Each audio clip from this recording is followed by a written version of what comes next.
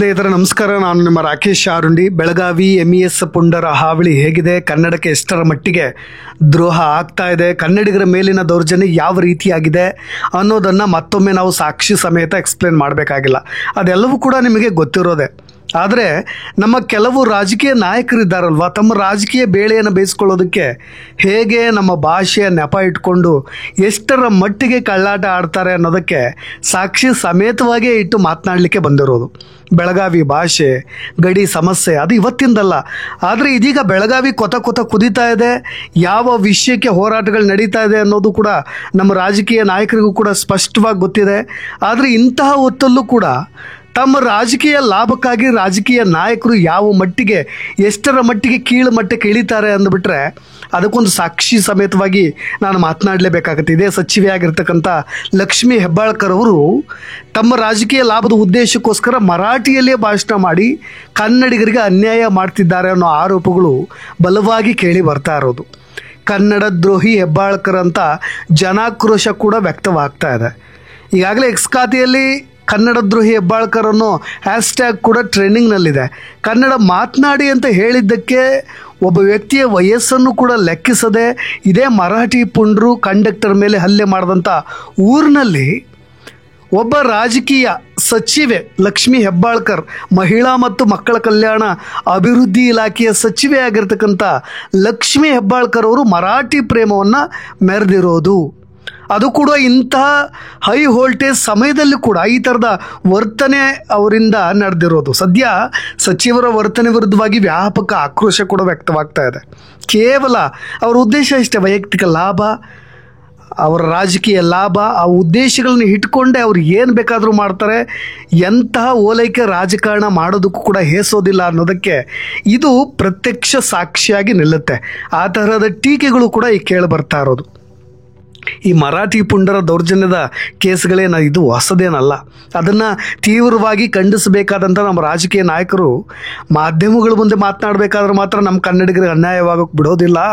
ಇದು ನಮ್ಮ ಕರ್ನಾಟಕ, ನಮ್ಮ ಕನ್ನಡದ ನೆಲ, ಇದನ್ನು ನಾವು ಖಂಡಿಸ್ತೀವಿ ಅಂತ ಭಾಷಣ ಬಿಗಿತಾರೆ. ಬಿಟ್ಟರೆ ತೆರೆಮರೆಯಲ್ಲಿ ಹೇಗೆ ವೋಟ್ ಬ್ಯಾಂಕ್ ಕೈ ತಪ್ಪಿ ಹೋಗದಂತೆ ಯಾವ ರೀತಿಯಾಗಿ ಇದೇ ಮರಾಠಿಗರಿಗೆ ಬಕೆಟ್ ಹಿಡಿತಾರೆ ಅಂದರೆ ಇದಕ್ಕಿಂತ ಬೇರೆ ಎಕ್ಸಾಂಪಲ್ಸ್ಗಳಿಲ್ಲ. ಇದೇ KSRTC ಬಸ್ ಕಂಡಕ್ಟರ್ ಆಗಿರ್ತಕ್ಕಂಥ ಒಬ್ಬ ವ್ಯಕ್ತಿಯ ಮೇಲೆ ಹಲ್ಲೆ ನಡೆಸಿದಂಥ ಮರಾಠಿ ಪುಂಡ್ರ ಊರಿನಲ್ಲಿ ಇದೇ ಸಚಿವೆ ಲಕ್ಷ್ಮೀ ಹೆಬ್ಬಾಳ್ಕರ್ ಅವರು ಮರಾಠಿ ಭಾಷೆಯಲ್ಲಿಯೇ ಭಾಷಣ ಮಾಡಿ, ಅವರೆಲ್ಲರಿಗೂ ಕೂಡ ಕನ್ನಡ ಬರುತ್ತೆ, ಎಲ್ಲವೂ ಕೂಡ ಸ್ಪಷ್ಟವಾಗಿ ಗೊತ್ತಾಗುತ್ತೆ ಅವರಿಗೆ. ಆದರೆ ಮರಾಠಿಯಲ್ಲಿ ಮಾತನಾಡೋದು ಯಾಕೆ? ಅತಿಯಾದ ಭಾಷಾ ಪ್ರೇಮ ಅವರಿಗಿದೆ. ಹಾಗಾಗಿ ಅವರು ಮುಂದೆ ಅವ್ರ ಓಟನ್ನು ಗಿಟ್ಟಿಸ್ಕೊಳ್ಳೋದಕ್ಕೋಸ್ಕರ ಮುಂದಿನ ಎಲೆಕ್ಷನ್ನಲ್ಲೂ ಕೂಡ ಮತ್ತೆ ನಾನು ಗೆದ್ದು ಬರಬೇಕು ಅನ್ನೋ ಉದ್ದೇಶಕ್ಕೋಸ್ಕರ ಒಬ್ಬ ಸಚಿವೆ ಎಷ್ಟು ಕೀಳು ಮಟ್ಟಕ್ಕೆ ಇಳಿತಾರೆ ಅಂದರೆ ಇದಕ್ಕೋಸ್ಕರವಾಗಿ. ಹಾಗಾಗಿ ಕನ್ನಡಿಗರ ಸ್ವಾಭಿಮಾನವನ್ನು ಮತ್ತೊಮ್ಮೆ ಕೇಳಿಸುವಂತೆ ಲಕ್ಷ್ಮೀ ಹೆಬ್ಬಾಳ್ಕರ್ ಅವರು ಮಾಡ್ತಾ ಇರೋದು. ಬಾಳೆಕುಂದ್ರಿ ಅನ್ನೋ ಗ್ರಾಮ, ಧರ್ಮವೀರ ಸಂಭಾಜಿ ಮಹಾರಾಜರ ಪುತ್ಥಳಿ ಲೋಕಾರ್ಪಣೆ ಕಾರ್ಯಕ್ರಮ, ಅದರಲ್ಲಿ ಪಾಲ್ಗೊಂಡಿದ್ದಂಥ ಲಕ್ಷ್ಮೀ ಹೆಬ್ಬಾಳ್ಕರ್ ಅವರು ಮರಾಠಿಯಲ್ಲೇ ಮಾತನಾಡ್ತಾರೆ. ಈ ಘಟನೆ ನಡೆದು 3 ದಿನ ಕಳೆದರೂ ಕೂಡ ಲಕ್ಷ್ಮೀ ಹೆಬ್ಬಾಳ್ಕರ್ ಯಾವುದೇ ಖಂಡನೆಯನ್ನು ಕೂಡ ವ್ಯಕ್ತಪಡಿಸಿಲ್ಲ. ಈ KSRTC ಬಸ್ ಕಂಡಕ್ಟರ್ ಮೇಲೆ ನಡೆದಂಥ ಹಲ್ಲೆಯ ವಿಚಾರವಾಗಿ. ಅದು ಇವತ್ತೇನೋ ಮಾಧ್ಯಮಗಳ ಮುಂದೆ ಮಾತನಾಡಿರ್ಬೋದು, ಅದೆಲ್ಲವೂ ಕೂಡ ಸುಮ್ಮನೆ ಸಬೂಬು ಕೊಡ್ಲಿಕ್ಕೆ ಅಷ್ಟೇ, ಸ್ವಲ್ಪ ಇದನ್ನು ಹಾಗೆ ಮರೆಮಾಚಲಿಕ್ಕೋಸ್ಕರವೂ ಕೂಡ ಇರ್ಬೋದು. ಆದರೆ ಅದೇ ಪುಂಡರ ಊರಲ್ಲಿ ಹೋಗಿ ಮರಾಠಿ ಪ್ರೇಮವನ್ನು ಮೆರೆದಿರೋದು ಅವರನ್ನು ಸಮರ್ಥಿಸಿಕೊಳ್ಳುವ ಮಟ್ಟಿಗೆ ಲಕ್ಷ್ಮೀ ಹೆಬ್ಬಾಳ್ಕರ್ ಅವರ ಮನಸ್ಥಿತಿ ಇದೆ ಅನ್ನಲಾಗ್ತಾ ಇದೆ. ಮರಾಠಿಗರನ್ನು ಕೂಡ ಅವರಿಗೆ ಸಪೋರ್ಟ್ ಮಾಡಲಿಕ್ಕೆ, ಅವ್ರನ್ನ ಸಮರ್ಥನೆ ಮಾಡಿಕೊಳ್ಳಿಕ್ಕೆ ಅಥವಾ ಇದು ತಪ್ಪು ಅಂತ ಉಗ್ರವಾಗಿ ಖಂಡಿಸ್ಲಿಕ್ಕೂ ಕೂಡ ಅವರು ಹೆದರುವ ಮಟ್ಟಿಗೆ ಇದ್ದಾರೆ ಅನ್ನೋದು ಕೂಡ ಇಲ್ಲಿ ಸ್ಪಷ್ಟವಾಗಿ ಗೊತ್ತಾಗ್ತಾ ಇದೆ. ಇವರಿಗೆ ಎಂದಿಗೂ ಕೂಡ ಕನ್ನಡಿಗರಿಗೆ ಆಗ್ತಿರೋ ಮೋಸದ ಬಗ್ಗೆ ಸ್ವಲ್ಪನೂ ಕೂಡ ಕಿಂಚಿತ್ ಕನ್ಸರ್ನ್ ಇಲ್ಲವೇ ಇಲ್ಲ. 6 ಕೊಟ್ಟರೆ ಅತ್ತೆ ಕಡೆ, 3 ಕೊಟ್ಟರೆ ಸೊಸೆ ಕಡೆ ಅನ್ನೋ ರೀತಿಯಾಗಿ ಮರಾಠಿಗರು ತಮ್ಗೆ ಓಟ್ ಹಾಕ್ತಾರೆ, ಅವ್ರ ವಿರುದ್ಧವಾಗಿ ನಾನು ನಡೆದುಕೊಂಡ್ರೆ ಮುಂದೆ ನಮಗೆ ಓಟ್ ತಪ್ಪಿ ಹೋಗಬಹುದು ಅನ್ನೋದು ಇವ್ರಿಗೆಲ್ರಿಗೂ ಕೂಡ ಚೆನ್ನಾಗಿ ಗೊತ್ತಿದೆ. ಹಾಗಾಗಿ ಎಲ್ಲಿ ಏನು ಮಾತನಾಡಬೇಕು, ಯಾವ ಭಾಷೆ ಮಾತನಾಡಬೇಕು ಅನ್ನೋದು ಕೂಡ ಸ್ಪಷ್ಟವಾಗಿ ಗೊತ್ತಾಗ್ತಾ ಇದೆ. ಇವರೇನು ಮಹಾರಾಷ್ಟ್ರ ನೆಲದಲ್ಲಿ ನಿಂತ್ಕೊಂಡೇನು ಮರಾಠಿ ಭಾಷಣ ಬಿಗಿತಾ ಇಲ್ಲ, ಕರ್ನಾಟಕದಲ್ಲಿ ನಿಂತ್ಕೊಂಡು, ಅದು ಬೆಳಗಾವಿಯಲ್ಲಿ, ಅದು ಕೂಡ ಈ ಭಾಷಾ ಸಮಸ್ಯೆಗಳು ಹೆಚ್ಚಾಗಿ ಕೇಳಿ ಬರ್ತಾ ಇರೋ ಹೊತ್ತಿನಲ್ಲಿ, ಅದು ಇನ್ನೂ ಹೆಚ್ಚಾಗಿ ಒಬ್ಬ ಕಂಡಕ್ಟರ್ ಮೇಲೆ ಭಾಷೆಯ ವಿಚಾರವಾಗಿ ಹಲ್ಲೆ ನಡೆದಂಥ ಸಂದರ್ಭದಲ್ಲಿ ಒಬ್ಬ ಸಚಿವೆ ಸ್ಥಳೀಯ ರಾಜಕೀಯ ನಾಯಕರ ಸೂಚನೆ ಮೇರೆಗೆ ಇಲ್ಲಿಯವರೆಗೂ ಕೂಡ ಈ ವಿಷಯವಾಗಿ ಉಗ್ರವಾಗಿ ಖಂಡಿಸಿಲ್ಲ. ಜೊತೆಗೆ ಇದಕ್ಕೆ ಸಂಬಂಧಪಟ್ಟ ಹಾಗೆ ಅವ್ರನ್ನ ಬಂಧಿಸ್ಲಿಕ್ಕೆ ಕ್ರಮಗಳನ್ನು ಕೂಡ ತೆಗೆದುಕೊಂಡಿಲ್ಲ. ಕನ್ನಡಿಗರಿಗೆ ಚಳ್ಳೆ ಹಣ್ಣು ತಿನ್ನಿಸ್ತಾ ಹೇಗೆ ಯಾಮಾರಿಸಬೇಕು ಅನ್ನೋ ಕೆಲಸವನ್ನು ಕೂಡ ಚಾಚು ತಪ್ಪದೆ ಇವರೆಲ್ಲರೂ ಕೂಡ ಮಾಡ್ತಾ ಇದ್ದಾರೆ ಅನ್ನೋ ಸ್ಪಷ್ಟವಾಗಿ ಗೊತ್ತಾಗ್ತಾ ಇದೆ. ಇದು ಯಾವುದು ಕೂಡ ನಮ್ಮ ಕನ್ನಡಿಗರಿಗೆ ಅಥವಾ ಅಮಾಯಕ ಕನ್ನಡಿಗರಿಗೆ ಗೊತ್ತಾಗ್ತಾ ಇಲ್ವೋ ಏನೋ ಗೊತ್ತಿಲ್ಲ. ಮತ್ತೆ ಅದೇ ಮುಂದಿನ ಎಲೆಕ್ಷನ್ನಲ್ಲಿ ಮರಾಠಿಗರ ಹತ್ರ ಭಾಷೆಯ ವಿಷಯ ಇಟ್ಕೊಂಡು ಕನ್ನಡಿಗರ ಹತ್ರ ನಿಮಗೆ ಅನ್ಯಾಯವಾಗ್ಲಿಕ್ಕೆ ಬಿಡೋದಿಲ್ಲ ಅಂತ ಅಂದ್ಕೊಂಡು ಓಟ್ಗಳನ್ನು ಕೇಳಲಿಕ್ಕೆ ಬರ್ತಾರೆ. ಸಚಿವೆ ಹೆಬ್ಬಾಳ್ಕರ್ ಅವರ ಈ ನಡೆ ಸಾರ್ವಜನಿಕ ವಲಯದಲ್ಲಿ ಅಸಮಾಧಾನಕ್ಕೂ ಕೂಡ ಕಾರಣವಾಗಿದೆ. ಸಾಮಾಜಿಕ ಜಾಲತಾಣಗಳಲ್ಲಿ ಸಚಿವರ ವಿರುದ್ಧ ಆಕ್ರೋಶ ಕೂಡ ವ್ಯಕ್ತವಾಗ್ತಾ ಇದೆ. ಕೆಲವರು ಕೀಳು ಮಟ್ಟದ ಪದಗಳಿಂದ ನಿಂದೆ ಮಾಡ್ತಾ ಇದ್ದಾರೆ. ಈ ರೀತಿಯಾದಂಥ ಬೆಳವಣಿಗೆ ನಡೆಯೋದಕ್ಕೆ ಇದೇ ಬೆಳಗಾವಿಯಲ್ಲಿ ಹೊಂದಾಣಿಕೆ ರಾಜಕೀಯವೇ ಕಾರಣ. ಕರ್ನಾಟಕದಲ್ಲಿ ಹೊಂದಾಣಿಕೆಯ ರಾಜಕೀಯ ಮುಂದುವರಿತಾ ಇದೆ. ಅದರಲ್ಲೂ ಬೆಳಗಾವಿಯಲ್ಲಿನ ಶಾಸಕರು ಈ ಬಗ್ಗೆ ಧ್ವನಿ ಎತ್ತೋದಿಲ್ಲ ಅನ್ನೋ ಆರೋಪಗಳು ಹೆಚ್ಚು ಸದ್ದು ಮಾಡ್ತಾ ಇರೋದು. ಇಷ್ಟೆಲ್ಲ ಬೆಳವಣಿಗೆಗಳ ನಡುವೆ ಲಕ್ಷ್ಮೀ ಹೆಬ್ಬಾಳ್ಕರ್ ಅವರು ಮರಾಠಿ ಕಾರ್ಯಕ್ರಮವೊಂದರಲ್ಲಿ ಭಾಗವಹಿಸೋದು ಏನಿತ್ತು, ಮರಾಠಿಯಲ್ಲೇ ಭಾಷಣ ಮಾಡೋದು ವಿಪರ್ಯಾಸ ಅನ್ನೋ ಆರೋಪಗಳು ಕೂಡ ಕೇಳಿ ಬರ್ತಾ ಇರೋದು. ಇದೇ ಎಕ್ಸ್ ಖಾತೆಯಲ್ಲಿ ಬೆಳಗಾವಿ ಕನ್ನಡಿಗರು ಅನ್ನೋ ಒಂದು ಪೇಜ್ ಇದೆ. ಅದರಲ್ಲಿ ಒಂದು ಪೋಸ್ಟ್ ಕೂಡ ವೈರಲ್ ಆಗ್ತಾ ಇದೆ. ಯಾವ ಊರಲ್ಲಿ ಕನ್ನಡ ಕಂಡಕ್ಟರ್ ಮೇಲೆ ಹಲ್ಲೆ ಆಯಿತೋ ಅದೇ ಊರಲ್ಲಿ ಮರಾಠಿ ಕಾರ್ಯಕ್ರಮದಲ್ಲಿ ರಾಜಾರೋಷವಾಗಿ ಲಕ್ಷ್ಮೀ ಹೆಬ್ಬಾಳ್ಕರ್ ಅವರು ಪಾಲ್ಗೊಳ್ತಾರೆ. ಆ ಕಾರ್ಯಕ್ರಮ ಅಂತೂ ಸಂಪೂರ್ಣವಾಗಿ ಮರಾಠಿ ಮಯವಾಗಿ ಮುಳುಗಿ ಹೋಗಿಬಿಟ್ಟಿದೆ. ಅಲ್ಲಿ ಕನ್ನಡ ಭಾಷೆ ಕಾಣಿಸ್ಕೊಳ್ಳೋದಿಲ್ಲ. ಎಲ್ಲ ಕನ್ನಡಿಗರು ಇವತ್ತೇ ನಿರ್ಧಾರ ಮಾಡಿ ಸಚಿವೆ ಲಕ್ಷ್ಮೀ ಹೆಬ್ಬಾಳ್ಕರ್ ಅವರಿಗೆ ಯಾವತ್ತೂ ಕೂಡ ವೋಟ್ ಹಾಕೋದಿಲ್ಲ ಅಂತ ಹೇಳಿ ಒಂದು ಪೋಸ್ಟ್ ಕೂಡ ಅಲ್ಲಿ ಬರೆದುಕೊಂಡಿರ್ತಕ್ಕಂಥ ಸಾಲುಗಳೀಗ ಸಿಕ್ಕಾಪಟ್ಟೆ ವೈರಲ್ ಆಗ್ತಾ ಇರೋದು. ಸ್ನೇಹಿತರೆ, ಕಾಂಗ್ರೆಸ್ ಶಾಸಕರಾಗಿರ್ತಕ್ಕಂಥ ಲಕ್ಷ್ಮಣ್ ಸವದಿ ಅವರು ಮಾತ್ರ ಈ ವಿಚಾರದ ಬಗ್ಗೆ ಮಾತನಾಡೋದು. ಉಳಿದಂತೆ ಯಾವ ರಾಜಕಾರಣಿಗಳು ಸಹ ತುಟಿಕ್ ಪಿಟಿಕ್ ಎಂದಿಲ್ಲ. ಇದೆಲ್ಲ ತಮ್ಮ ರಾಜಕೀಯ ಲಾಭಕ್ಕಾಗಿ ಅನ್ನೋ ಸ್ಪಷ್ಟವಾಗಿ ಎಲ್ರಿಗೂ ಕೂಡ ಗೊತ್ತಾಗ್ತಾ ಇದೆ.